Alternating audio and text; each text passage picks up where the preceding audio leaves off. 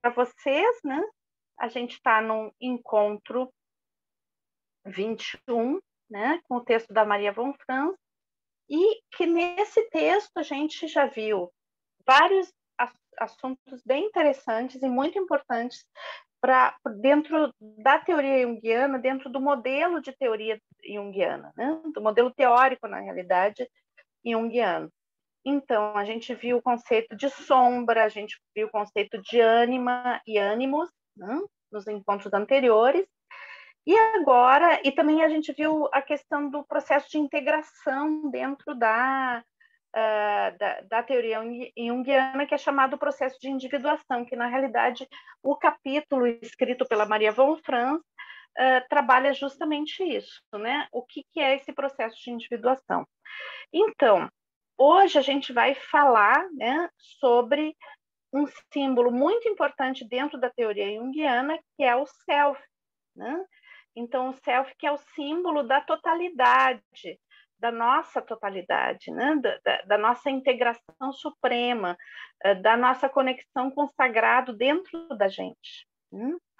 Então, vamos compreender melhor esse significado. Né? E a gente já viu que dentro da teoria junguiana, né, todo o processo que a gente viu quando foi vendo a questão do ânimos e da ânima, né? Então, relembrando um pouco, porque tem gente chegando hoje, né? O ânimos é a parte masculina, né? O arquétipo masculino dentro da psique feminina. E a ânima é o aspecto feminino dentro da psique masculina. E quando a gente, como é que a gente sabe como é que é o nosso ânimos e a nossa ânima? Então, através de muitos símbolos que nós produzimos, né? Em especial através dos sonhos. Então, quando nos sonhos um homem sonha com uma mulher, ela é uma personificação, né? Aquela mulher que aparece no sonho é uma personificação da ânima. E quando uma mulher sonha com um homem, é uma personificação do seu ânimo, né? Dessa parte masculina que está internalizada. Então, o que acontece? Muitas vezes, essas presenças, essas personificações, elas aparecem com aspectos muito negativos. Então, na maioria das vezes, quando a gente não está trabalhado, quando a gente não fez um processo de autoconhecimento, um processo de contato consigo, é muito comum, é mais comum aparecer o ânimo e a ânima sobre um aspecto negativo. Né? E quando e também ele vai determinar muito da nossa forma de pensar em relação às outras pessoas. Né? Então, tanto ânimos quanto ânima costumam ser muito exigentes com os outros e às vezes com a gente mesmo também. Então, grande parte das nossas neuroses, das nossas hiperexigências, do nosso desconforto em se relacionar com o outro, aquela não aceitação do outro, né, tem a ver com uma ânima, um ânimo super exigente. E na maioria das vezes é assim que ele vai se apresentar ou ela vai se apresentar. Então, é como se o ânimos e a ânima representassem aquele conceito que a gente tem, especialmente da pessoa do sexo diferente ao nosso, hiperidealizado. Né? Então, aquela coisa que um homem pensa que uma mulher tem que ser perfeita, maravilhosa, e daí faz uma crítica constante e ácida a respeito das mulheres, ou a mesma coisa acontece em relação às mulheres em relação aos homens. Né? Então, isso revela um ânimos ou uma ânima hiperidealizado, né? O que faz com que a gente não consiga se relacionar bem com as pessoas em geral, e especialmente nas relações de par. Né? Mas isso pode se dar em vários aspectos da vida da gente, não somente na relação de par. principalmente nas relações de figuras de autoridade também, nos nossos complexos que tem a ver com a relação com o pai, com a mãe, né? Então tudo isso é um mar de coisas que não são integradas e que a gente vai manifestar na forma de conflitos, de hiperexigências ou de também de sensações uh, uh, de decepção em relação aos outros, né? Então, essa figura hiperidealizada, ela é muito crítica. Né? Mas o que a gente viu durante os nossos percursos anteriores, né? O percurso não, os nossos encontros anteriores, foi justamente que essa... Só um pouquinho, pessoal, que eu vou fechar aqui agora o nosso... o nosso WhatsApp, porque senão ele vai ficar com esse barulhinho, né, o tempo todo nos atrapalhando. Só um pouquinho aqui.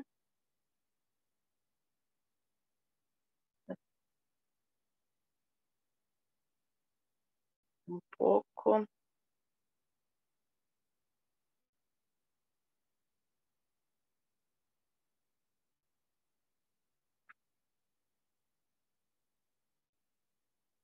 Não sei se vocês ouviam, mas eu ouvi o tempo todo o barulhinho do WhatsApp. Só um pouco. Ok. Então a gente viu nos encontros anteriores, né, que na realidade, quando a gente faz um trabalho sobre a gente mesmo, que pode ser um processo terapêutico, pode ser um processo artístico, pode ser as nossas vivências de biodança, a gente vai se apaziguando, vai integrando essas figuras, né? E daí elas têm um papel fundamental, né?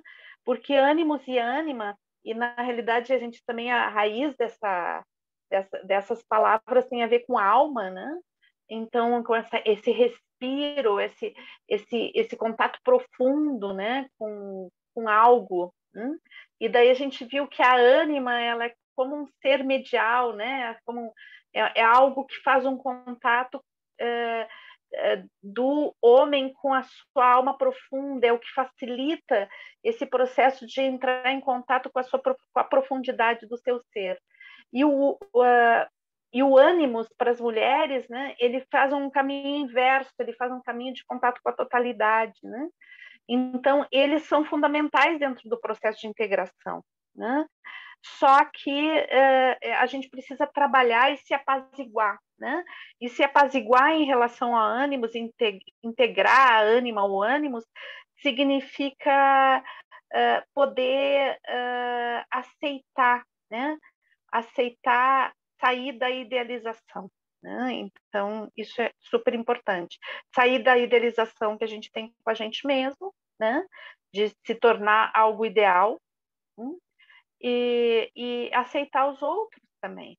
Né? Então, perceber que aquela busca do ideal, do perfeito, só nos afasta da gente mesmo. Né? Então, na realidade, são arquétipos super importantes para o nosso processo de integração. Né? Só que eles precisam ser trabalhados. Daí hoje, então, a gente vai ver o self, né? O self é aquele núcleo que ele ainda é pessoal, né? Ele tem a ver com a nossa sabedoria profunda, o acesso à sabedoria do inconsciente, né? Mas o self ele faz uma interface, né? Ele é o elemento de interface entre o inconsciente coletivo e o inconsciente individual. Então é como que o self ele é aquela parte de nós que está em contato com a sabedoria da vida, a sabedoria profunda, com algo que tem a ver com as nossas raízes ancestrais. Então, a gente pode imaginar que o self faz uma interface com esse grande inconsciente que abarca mais que o inconsciente pessoal. Né? E ele é aquela instância que nos faz entender, compreender a vida como um aspecto, num aspecto transcendente, né? Transcendendo ao ego. Então, a gente viu que dentro de todo esse processo, tanto quando a gente viu sombra, quando a gente viu ânimos e ânima, o ego, né, como instância de relação entre esse mundo interno e o mundo externo, né? O ego, ele faz essa interface, mas ele tende, na nossa cultura, a se identificar consigo mesmo. Então, ele acha que ele é a totalidade, né? E o ego é uma ínfima parte de nós mesmos. A grandiosidade, né? A grandiosidade é dada pelo self, né? É retomar o contato com o self, que a gente entra em contato com a nossa profundidade de quem nós somos exatamente. Né? Então, todos esses elementos, tanto a sombra como ânimos e ânima, eles têm uma tarefa, né, de fazer essa integração ego-self, recolocando o ego a serviço do self. Porque na nossa cultura o que acontece é que o ego se separa do self e acha que ele é a totalidade. E daí, então, a gente vai encontrar um grande número de pessoas que é super superficial, que tem valores superficiais, né? Que está muito preocupado em êxitos externos, né? E em valores de consumo, no caso da nossa sociedade, que é baseada no consumo. Então, pessoas que ficam perdidas na superficialidade da vida. Né? Então, o self, ele é o encontrar a profundidade. Né? Isso não significa que seja uma coisa pesada, não. Né? Na realidade, é algo de transcendência muito profunda. Né? Mas que a gente precisa, né, de elementos arquetípicos que façam essa conexão. Então, quando a gente consegue reconciliar com a sombra e consegue estabelecer um bom vínculo com ânimos e ânima, eles vão fazer, esses elementos vão fazer essa interface, né, entre esses dois, não interface, essa comunicação, essa integração entre esses dois elementos, né, que é self e ego. Então, e daí acontece que muda a presença tanto de masculina como feminina dentro dos sonhos. Isso é muito interessante, porque a gente sabe que quando um homem sonha com uma mulher, então geralmente a gente está vendo uma representação da ânima, né? Ou quando esse homem sonha com um homem, a gente sabe que ele está vendo uma personificação da sombra. Então, essas relações, quando começa o processo de integração e de individuação, né? Que dentro da teoria junguiana é chamado de individuação, o que acontece? Essas presenças, esses arquétipos, quando começam a aparecer nos sonhos, eles já têm outra conotação. Né? Então, são presenças que começam a aparecer que pode ser um homem e uma mulher com muita maturidade, com sabedoria, com uma compreensão superior, com uma integração. Né? Então, a gente vai ver que no sonho as figuras começam a aparecer não já como elementos conflitivos, né? Mas como conselheiros, como pessoas ou elementos que nos trazem respostas. Né? E daí, o self, ele tem essa coisa maravilhosa que é o resgate do inconsciente como sabedoria. Né? Então, o que acontece é que a gente torna a nossa relação com o inconsciente como uma relação de aconselhamento. Né? Então, os sonhos começam a ser reveladores no sentido de nos aconselhar caminhos, nos mostrar coisas, né? Nos dar intuições importantes. Né? Mas isso só acontece, o conflito começa a sair do sonho e aparecer como forma de respostas à medida que a gente faça um trabalho sobre a gente mesmo. E daí vamos ver alguns símbolos, né, que podem aparecer nos sonhos. Pode aparecer figuras do velho sábio, né, da velha sábia. Então, esses são arquétipos de integração, eles não estão representando nem ânimos nem ânima, mas eles são a personificação do próprio self. Né? Pode aparecer como mulher de sabedoria, a xamã, né? Às vezes aparece como seres muito vitais, como elefantes, cavalos, né? Então, às vezes pode aparecer também com alguém montado num cavalo muito potente. Me parece que até no livro ela traz o exemplo de alguém que está montado, está se relacionando com um cavalo branco muito potente, muito cheio de energia, né? E então esses seres muito vitais que podem ser seres humanos, podem ser animais, podem ser seres míticos também, né? Aí o inconsciente ele vai escolher, né? Conforme a nossa estrutura vivencial, né? Com tudo que a gente já vivenciou, tudo que a gente já viu, tudo que a gente já viveu, né? Então o inconsciente traz algumas representações, né? Que vão representar esse mundo arquetípico que traz mensagens, né? Então, quando a gente entra em contato com o self, a gente já entra em contato com aquele grande mensageiro que nos dá respostas, que nos ajuda, que nos dá, que está num processo de cuidado com a vida, com a nossa vida, com a vida também geral do planeta. Então, pode aparecer também com um ser com dons sobrenaturais, né? Então, é muito comum, né? Ao menos nos meus sonhos aparece muito essa simbologia, alguém que fala dentro da cabeça de vocês, né? A, a telepatia, né? Então, são seres que têm a capacidade telepática, falam dentro da nossa cabeça, ouvem os nossos pensamentos, né? A criança divina também pode aparecer, né? Às vezes aparece dentro, como eu trouxe aqui, isso, claro, é uma escultura, né, microscópica, mas é um artista, agora eu não me lembro o nome, é uma moça, né, uma artista que trabalha com esses bebezinhos microscópicos, assim, mas aparece, é uma imagem muito comum nos sonhos, né, e até na mitologia, os bebês que nascem de ovos, né, então, são representações arquetípicas, não sempre nascendo de ovos, mas assim, por exemplo, a gente sonhar que está com uma criança, carregando uma criança no colo, né? Então, ou com bebezinhos, né? Então, são representações do self, né? Personificações do self.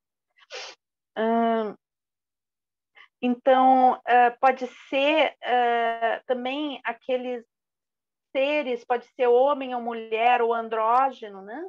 Que são capazes de criar o mundo, muito representado nas mitologias, né? Que é aqueles mitos de criação, então, mas que às vezes aparece nos sonhos também, né? Às vezes a gente pode, inclusive, sonhar, depende do contato que a gente tem com os mitos, né? Quando, por exemplo, os mitos se tornam muito importantes na nossa vida, a gente se torna muito leitor de mitos, às vezes o inconsciente traz um elemento mítico para os nossos sonhos, né? Então eu posso sonhar, outro dia até postei, né, uma coisa que me veio num sonho, que eu sonhei com Zeus, né? Então veio a imagem de Zeus me dizendo através do pensamento algo. Também, por exemplo, sonhar com Shiva, sonhar com Iemanjá, né? Depende do universo onde a pessoa navega, né? De repente a pessoa vê muitos filmes, então pode vir através de um personagem, de um filme ou de uma leitura, né? O inconsciente ele vai buscar esses elementos para simbolizar, né? E nos trazer mensagem. E também dentro, por exemplo, dos mandalas, ou de objetos que a gente vai ver nos sonhos, ou também de número de pessoas ou de símbolos que possam estar presentes num sonho. A gente pode também ver quando é o número 4, né? O número 4 tem a ver com essa integração, com esse processo de integração. Né? Então, porque são as 4 estações, os 4 pontos cardeais, então tudo isso tem a ver com essa cruz, né? Com a cruz, com essa conexão céu-terra e direita, esquerda, ou leste-oeste, né? Então, toda essa conexão horizontal e vertical, a união do horizontal e vertical, né? Que tem a ver também com a conexão entre tempo e espaço, tudo isso tem a ver, né, com a expressão de totalidade e com os símbolos do self. Né? E daí, então, tem a questão do número 16 como um número muito potente, né? Porque ele é 4 vezes 4, então ele é uma representação muito potente. Aqui a gente tem um mandala que é muito utilizado, né, nas ilustrações sobre Jung, justamente porque ele representa o self. Né? Depois podem ter... Ai, aqui saiu Jeus, mas é Jesus, tá? Pessoal, foi um erro de ortografia ali.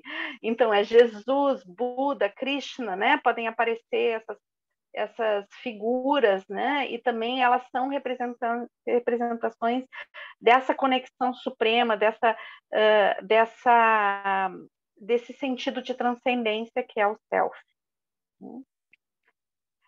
Também pode aparecer sobre a questão do casal divino, né?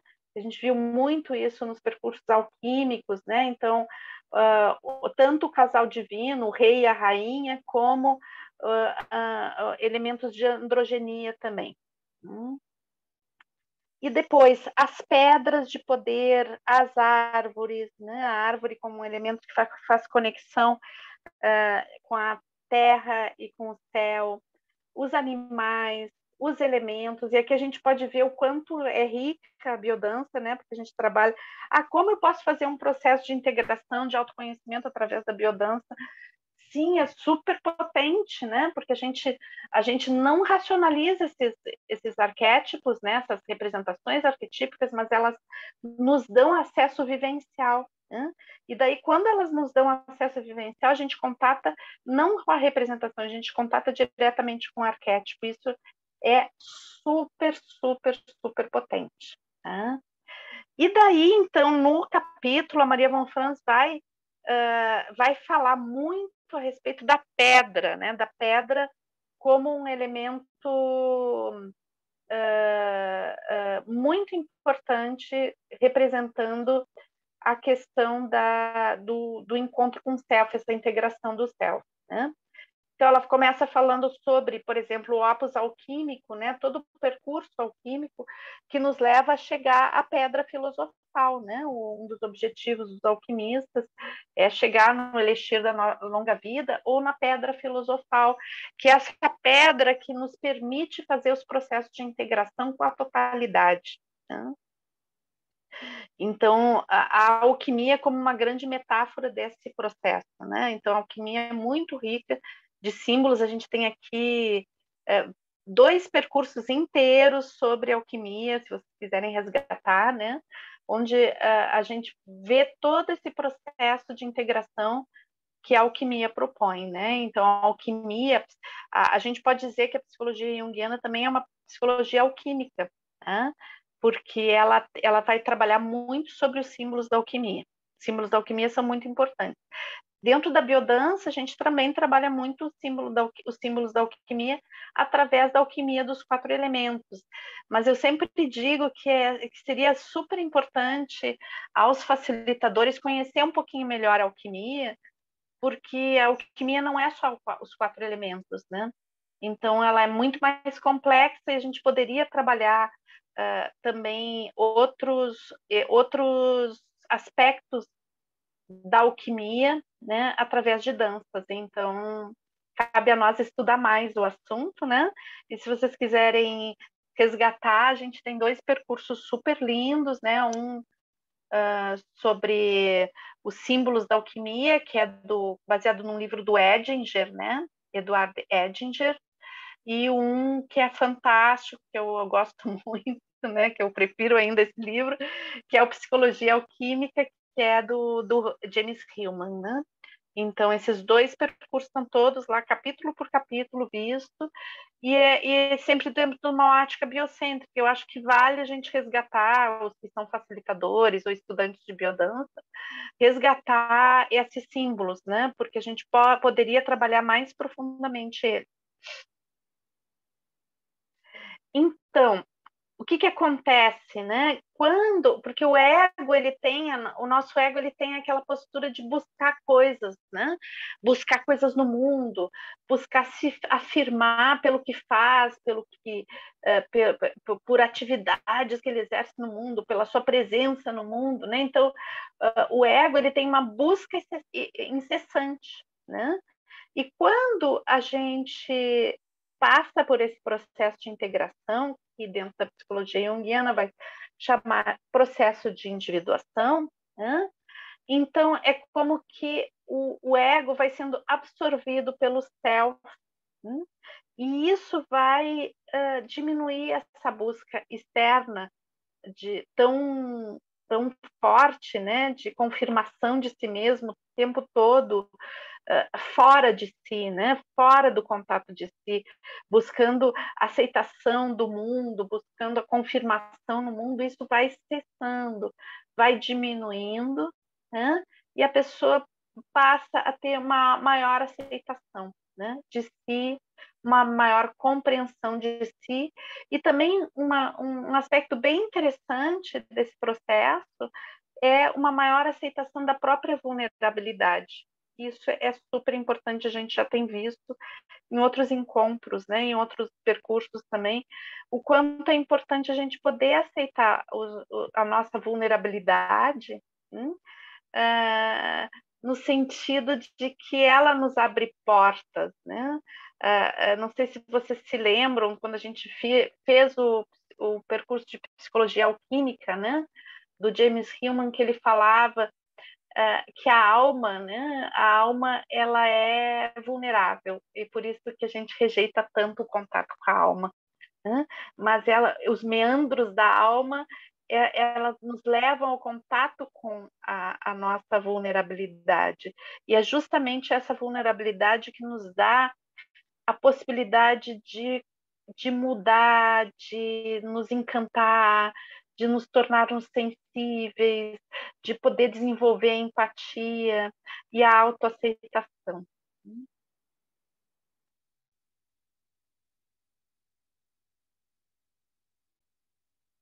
Então, só que o que ele diz, né? Que a função do inconsciente, né? Quando a gente faz um processo de individuação bem potente, né? O que acontece é que o inconsciente, ele começa a ser o nosso grande mentor, né? Aquela presença que aparece através dos nossos sonhos, das nossas intuições, e que nos dá o rumo, né? Às vezes a gente pode deitar assim e pedir, olha, eu tenho uma situação de conflito, uma situação que está me deixando nervoso, por favor, me manda um sonho para ter uma resposta, me dá um caminho, né?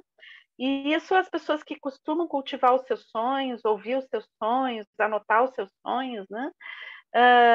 Sempre tem às vezes costumam fazer esse pedido, né? De um aconselhamento, de um rumo.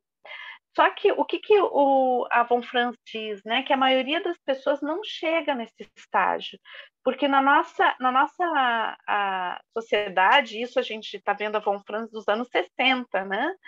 Então, vocês imaginem que desde os anos 60, dos anos 50, faz muito tempo, se a gente fizer uma conexão lá com o percurso que a gente fez na segunda-feira, né? Talvez seja uma característica da neurose da nossa civilização, né?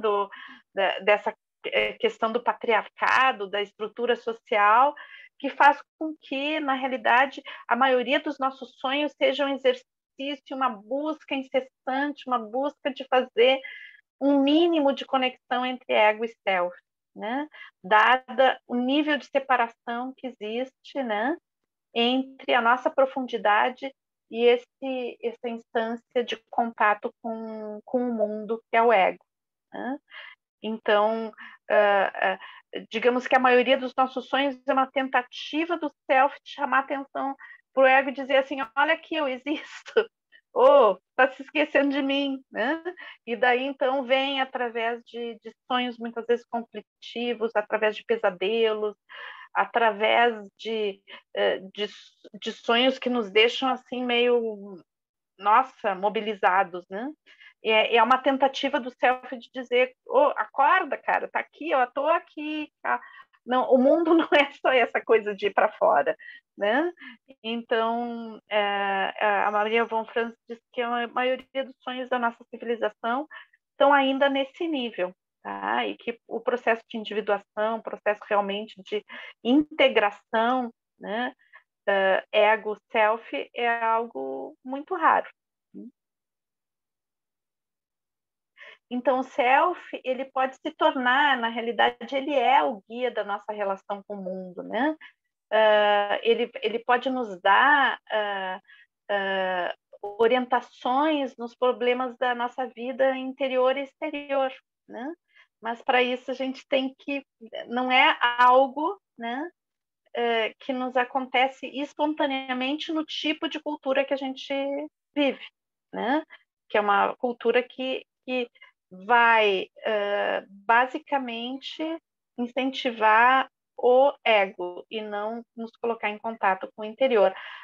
Muitas vezes esse contato com o nosso interior, com o nosso verdadeiro ser, com a nossa identidade profunda, para usar um termo de biodança, né?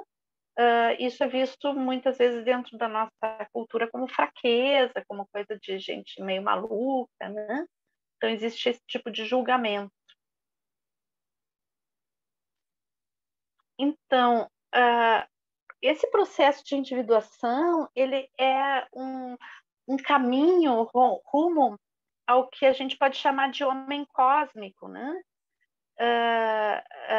E esse é um caminho de transformação, né? Que ele se dá dentro da gente, né? Então tem que haver uma ressonância com esse mundo interno, né? Para que a gente possa realmente resgatar a nossa raiz divina, né? A nossa presença como seres únicos, né? Se a gente vai fazer uma relação com a biodança, como seres únicos, como seres que jamais existiram e nunca mais vão existir dessa forma, né? A nossa manifestação no mundo, ela é única, mas não é única somente nesse momento histórico. Ela é única durante toda a história da humanidade. Nunca existiu alguém igual a gente, nunca mais vai existir. Então, o momento onde a gente se dá conta disso, né? É o momento de resgatar isso que a gente pode chamar de um arquétipo, né? O homem cósmico, a mulher cósmica, né? Então, a integração do self, ela vai nos permitir uma vida rica de sentido, né? E uma sensibilidade frente à vida. Uma coisa importante antes de a gente encerrar, porque eu acho que eu falei bastante da questão do processo de individuação, né? E eu acho que seria importante a gente falar o que é isso, né? O processo de individuação. A gente já viu em outros encontros, mas talvez para quem está chegando hoje, né? Então, porque dentro da biodança, muitas vezes eu acho, isso é uma opinião minha, tá, pessoal? Eu já falei, sempre que eu falo desse tema, eu falo que é uma opinião minha, mas eu acho que a gente não tem um bom entendimento do que seja o processo de individuação dentro quando a gente olha a teoria junguiana, eu já vi chamarem a teoria junguiana de solipsista, né? Porque parece, a sensação que dá é que esse processo, que chama processo de individuação, é um processo de eu me voltar para mim e esquecer do mundo, né? E não é isso, né? Na realidade, é um processo de eu entrar em contato muito profundo comigo mesmo e, ao mesmo tempo, né, existe um caminho que é para dentro e um caminho que é para fora. Um contato muito profundo com a totalidade. Por isso que a questão do homem ou da mulher cósmica, né? Porque esse caminho que é para dentro, ele tem, à medida que a gente vai nos conhecendo profundamente e entrando em contato muito delicado, muito amoroso com a gente mesmo, esse mesmo contato delicado e amoroso, ele se dá também em nível de contato com a totalidade, né? E esse contato com a totalidade não é o contato utilitarista, ansioso, que a nossa cultura nos traz, que a civilização trouxe, né? Mas sim é um contato delicado, é um contato amoroso, de cuidado. Então, quando a gente começa a conhecer melhor a teoria junguiana, e eu acho que é muito importante porque é um autor, né, Jung, a própria teoria junguiana, são referenciais importantes para Rolando Toro, né?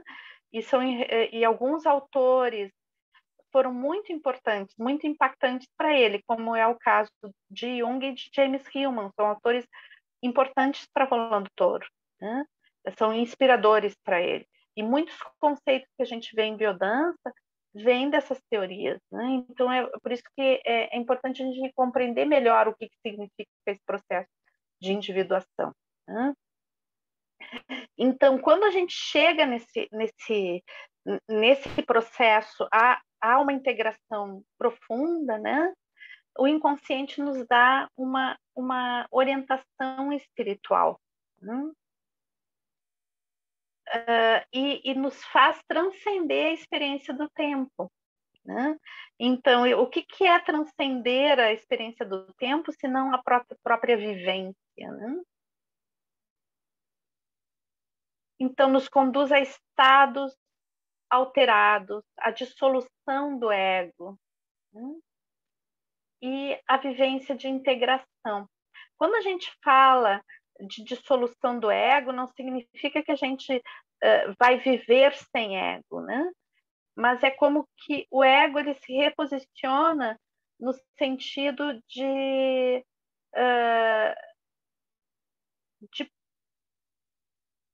entrar no seu delicado papel de interface, né? E deixa de se identificar consigo mesmo, né? Com si mesmo para se identificar, entrar no seu papel real, né? Que é justamente fazer essa interface com o meio. Então, se colocar na postura de escuta desse interior profundo, dessa conexão profunda com o cosmos, e poder viabilizar a concretização disso no mundo. Esse é o papel do ego, né? É fazer essa escuta e poder implementar isso no mundo. Mas para isso é importante que ele diminua e se integre. E aí vem a nossa vivência de integração, né? Isso nos conduz, quando a gente consegue realmente fazer esse contato, né? A nossa vivência é de harmonia e de paz.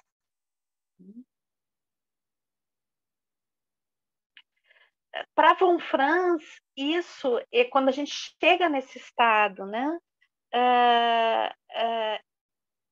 A gente tem acesso a algo também muito importante dentro da teoria junguiana, porque foi Jung que foi se dando conta e validando esses aspectos, né? Que é o que a gente chama de sincronicidade. Então, a gente vive uma grande ilusão de que a gente é separado no mundo, né? Então, aqui estou eu e ali está o mundo, são coisas separadas. E na realidade, isso hoje mesmo a neurociência vai comprovar isso, né? Tudo está interligado. Então, uh, são, não são só as palavras ou as atitudes concretas no nosso cotidiano que nos fazem entrar em sintonia com o outro ou com o mundo. A gente está sempre em sintonia. Nós e a totalidade somos uno. Então, existe uma espécie de sincronia entre o mundo interno e o mundo externo, né? Existe uma dança que acontece aí, né? E isso faz com que, às vezes, a gente pense algo e essa coisa aconteça, ou que algo acontece na rua e aquilo passa a ter um significado, traz uma mensagem para a gente. Né? Então, a Von Franz traz um exemplo, ela diz assim, nem tudo é sincrônico, né? Por exemplo, se alguém entrega algo na tua casa, né? Bom, isso não é sincronia, tu comprou algo que foi entregue na tua casa, ok, né? Mas, por exemplo, se ela traz exatamente esse exemplo, se tu comprou um traje azul e entregam por engano um traje preto, e naquele dia que tu recebe esse traje preto, morre alguém importante para ti, isso é um exemplo de sincronia, né? É como que existe, a gente não pode considerar que isso é um acaso, né? Dentro da perspectiva junguiana. Né? Então, é muito importante dentro da teoria, dessa teoria, a gente poder ver o mundo também como nos trazendo mensagens constantes. Né? Existem coisas que estão dizendo coisas para a gente, e não é só o sonho, mas é o mundo que nos traz mensagens que às vezes a gente não consegue decifrar. Né? Pequenas coisas, pequenos fatos que acontecem, pequenas coisas que nos chamam a atenção e que não teriam que nos chamar, mas de repente chama a atenção. Uma pequena flor no caminho, um som nos chama a atenção. E daí a gente vai ver que aquilo tem a ver com algo, né? Simbolicamente tem a ver com algo que faz uma ressonância com a gente, né? Ou com o fato que a gente está vivendo, ou com o momento da nossa existência. Então, quando a gente consegue fazer esse processo de integração, a gente fica mais com a percepção mais afinada também para a sincronia. E quem faz essas, né, os elementos internos que fazem essa ação sincrônica tem a ver com o self e com o inconsciente coletivo. Então, o que a gente pode dizer de tudo isso que a gente viu, né, hoje, é que a gente tem que aprender a observar e lembrar, primeiro, dos nossos sonhos. Né? Então, eu tenho insistido com vocês muito, desculpe, da importância dos nossos sonhos, né? Então, os sonhos são presentes, pessoal. Então, a gente, quando lembra de um sonho, eu acho que a gente tem que anotar, tá? Eu vou tomar uma golinha de água. Dessa perspectiva que a gente está vendo hoje, né? Os sonhos são presentes, pessoal, são mensagens do inconsciente. Como eu disse para vocês, depende de como a gente está nesse processo de integração, pode ser uma tentativa muito forte do self estabelecer uma comunicação. Né? Ou se essa comunicação já foi estabelecida e já existe um processo maior de integração, então pode ser são mensagens, são presentes, pessoal, preciosos, de um grande mestre interior que nos diz, que nos dá os caminhos, que nos faz pensar, nos faz refletir. Né? E, bom, outras coisas que a gente pode ver, né, desse capítulo, dessa partezinha do escrito da Von Franz, é também ouvir mais as nossas intuições, porque as intuições também são mensagens do nosso inconsciente, né? Estar atento às coincidências, porque a atenção às coincidências tem a ver com a sincronicidade.